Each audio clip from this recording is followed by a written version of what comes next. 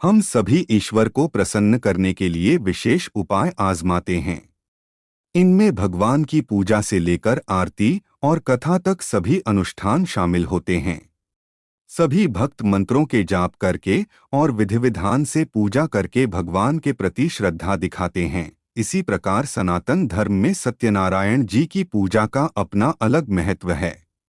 ये पूजा कुछ विशेष दिनों में और नियम से करने की ज्योतिष में हमेशा से सलाह दी जाती है।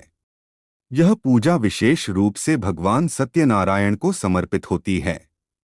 आप सभी के मन में ये ख्याल जरूर आता होगा कि इस पूजा को किस विशेष दिन करना शुभ माना जाता है। दरअसल इसे पूरी श्रद्धा से किसी विशेष दिन करना विशेष रूप से फलदायी माना जाता है। मित्रों, अगर आप घर में सत्यनारायण पूजा करते हैं या करना चाहते हैं तो इस वीडियो को अंत तक जरूर देखें। यह आपको सत्यनारायण पूजा से जुड़ी संपूर्ण जानकारी प्राप्त कराया जाएगा। मित्रों, इस वीडियो में हम जानेंगे कि सत्यनारायण पूजा हमें किस दिन करना चाहिए, साथ ही जानेंगे पूजन सामग्री, व्रत और प्रसाद के महत्व के बारे में। मित्रों, वीडियो में आगे बढ़ने से पहले आपने अभी तक वीडियो को लाइक नहीं किए हैं तो कृपया वीडियो को एक लाइक और चैनल को सब्सक्राइब कर दीजिएगा। साथ ही कमेंट में जय श्री कृष्ण जरूर लिखे। तो चलिए शुरू करते हैं आज की प्रस्तुति। यदि आप भगवान सत्यनारायण की पूजा किसी भी दिन करते हैं तो आपके लिए फलदायी हो सकता है, लेकिन आपको इस बात का ध्यान देने की आवश्यकता है कि इसे शुभ मुहूर्त में करें, जिससे पूजा का पूर्ण फल की प्राप्ति हो सके। यह पूजा सदैव सच्चे मन से और स्वच्छ शरीर के साथ ही करनी चाहिए। यदि आप यह पूजा परिवार जनों की उपस्थिति में करती हैं तो आपके लिए अत्यंत फलदायी हो सकता है। आइए जानते हैं सत्यनारायण पूजा आखिर हमें किस दिन करनी चाहिए। एकादशी के दिन जरूर करें सत्यनारायण जी के पूजा। मित्रों, एकादशी तिथि हिंदू कैलेंडर के शुक्ल पक्ष में बढ़ते हुए चंद्रमा का 11वां दिन है। यह तिथि हर महीने के कृष्ण और शुक्ल पक्ष में होती है और इसमें विशेष रूप से ईश्वर का पूजन किया जाता है। हिंदू पूजा पाठ और अनुष्ठानों को करने के लिए यह एक बहुत ही शुभ दिन माना जाता है। यदि आप इस दिन सत्यनारायण की पूजा का आयोजन घर में करती हैं तो आपके लिए विशेष रूप से फलदायी होता है। वैसे तो ज्योतिष के अनुसार किसी भी पूजा पाठ के लिए पूर्णिमा का दिन सबसे शुभ होता है।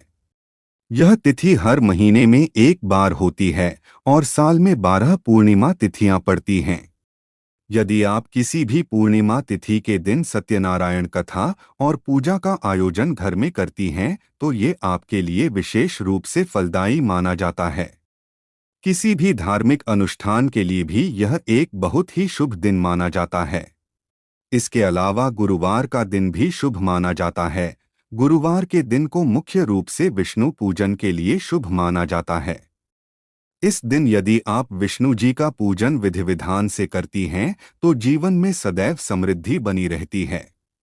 इस दिन आपको सत्यनारायण की पूजा करने की सलाह भी दी जाती है। यदि आप इस दिन सत्यनारायण जी की पूजा करते हैं तो आपके जीवन में खुशहाली बनी रहती है।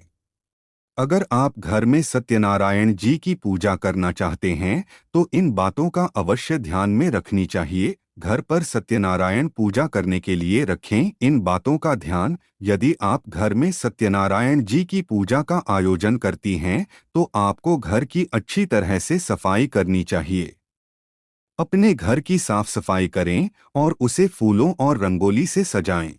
अपने घर में पूजा स्थान को अच्छी तरह से साफ करने के बाद केले के पत्तों से सत्यनारायण जी का आसन तैयार करें। पूजा की सभी आवश्यक सामग्री जैसे पूजा की थाली, दिया, अगरबत्ती, फूल, फल और मिठाई आदि इकट्ठा करें। पूजा में शामिल होने के लिए अपने परिवार और रिश्तेदारों को आमंत्रित करें और पंडित की उपस्थिति में इस पूजा का आयोजन करें। सत्यनारायण जी की कथा सुनें और साथ में भगवान का ध्यान करें। कथा के समापन के बाद सत्यनारायण जी की आरती करें और भोग लगाएं।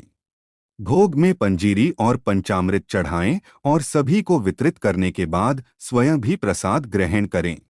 और इस बात का भी ध्यान रखें, अगर आप किसी के घर में सत्यनारायण पूजा पर गए हैं तो सत्यनारायण पूजा की कथा को आधा सुनकर या प्रसाद ग्रहण किए बिना नहीं आनी चाहिए।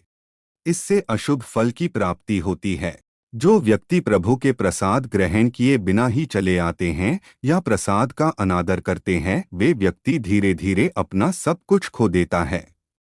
सत्यनारायण पूजा एक बहुत ही शुभ और लाभकारी अनुष्ठान है। ऐसा माना जाता है कि इसे करने वालों के जीवन में शांति, समृद्धि और खुशी बनी रहती है। यदि आप यहाँ बताए किसी भी वजह से इनमें से किसी एक दिन सत्यनारायण पूजा करने में असमर्थ हैं, तो आप इसे किसी अन्य दिन। हालांकि मान्यता है कि यह पूजा यहाँ बताए गए दिनों में से किसी भी एक दिन की जाए तो अधिक प्रभावी होती है। मित्रों, वीडियो में दी गई जानकारी आपको अच्छी लगी हो तो वीडियो को लाइक करें और अपने दोस्तों के साथ शेयर करें।